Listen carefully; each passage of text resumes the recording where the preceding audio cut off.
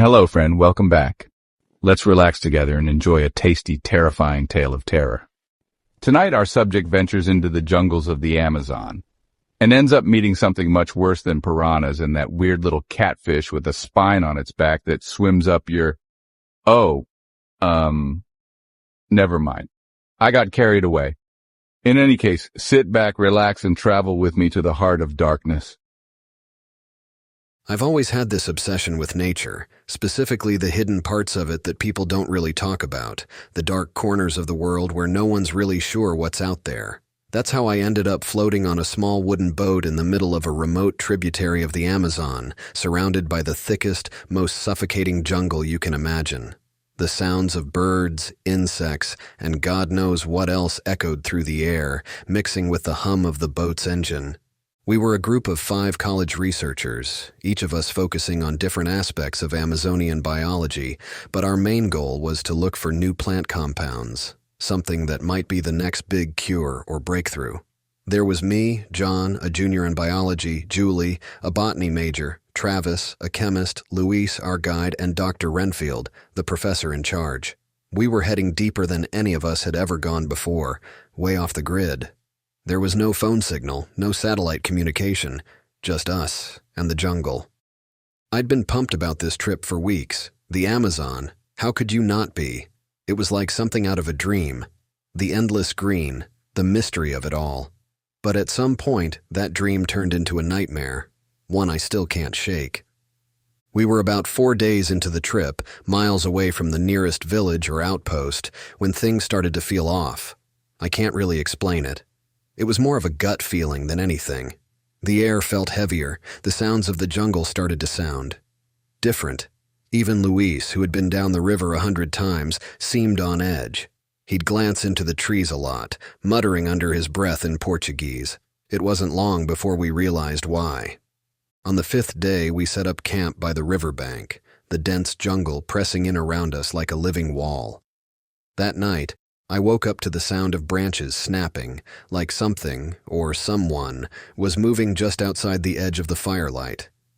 I sat up in my hammock, straining my ears. At first, I thought it was just a monkey or some other animal, but then I heard it again. Footsteps. Human footsteps. I grabbed my flashlight and scanned the perimeter, but the beam barely cut through the dense underbrush. I could see Julie and Travis still asleep, but Luis was awake, standing at the edge of the camp, staring into the darkness. "Something's out there," I whispered to him. He didn't respond, just nodded slowly, eyes fixed on the trees. I should have trusted that feeling and left right then, but we stayed. The next morning, everything seemed normal again, but Luis kept insisting we should move on faster than planned. Renfield waved him off, though, and we kept our schedule. We spent the day collecting samples, documenting different plant species, the usual stuff. But the air had changed. Luis wasn't the only one nervous anymore. Every once in a while, I'd feel like someone was watching us, but every time I looked back, nothing was there. It all came to a head that night. After a long day of research, we settled in for the night. I was dead tired, but that same gnawing anxiety kept me on edge.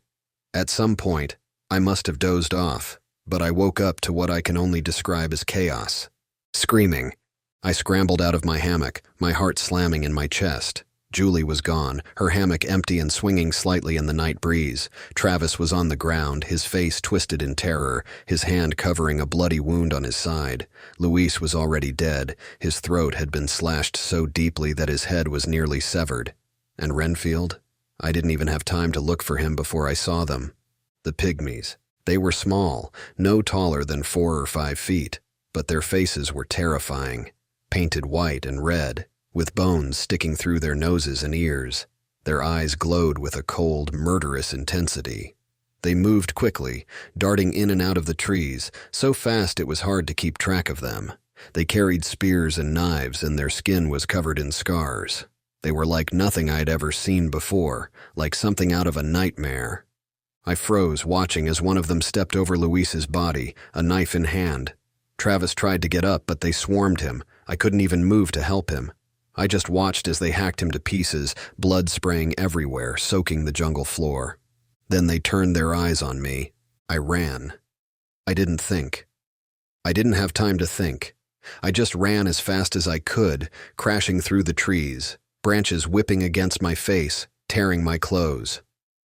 I could hear them behind me, their footsteps soft but deliberate. They weren't in a rush. They knew I wasn't getting away. I must have run for hours, or at least it felt like it. My legs burned, my lungs screamed for air, but I kept going until I couldn't anymore. I stumbled into a clearing, collapsing onto the ground, gasping for breath. That's when I felt it. Something cold and sharp pressed against my neck. I looked up and there they were, dozens of them, the pygmies. They surrounded me, their dark eyes gleaming in the moonlight. I tried to plead, but they didn't understand. They just dragged me back through the jungle, back to their camp, where a massive fire roared in the center. And then I saw it, the pot. It was enormous, easily big enough to fit a person inside. The flames licked at the sides and the smell of burning wood filled the air. They threw me to the ground, binding my hands and feet, and began chanting in a language I couldn't understand. I was dizzy, confused, and terrified. I realized in that moment what was about to happen. This was it. I was going to die here, in the middle of the Amazon, cooked alive in a stew pot by a tribe that the world didn't even know existed. They hoisted me up, carrying me toward the pot. I screamed, I struggled, but there was no escape.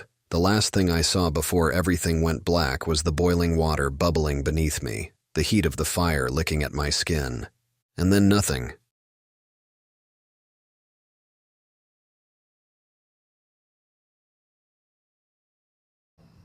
I'm gonna pop some tags, only got $20 in my pocket.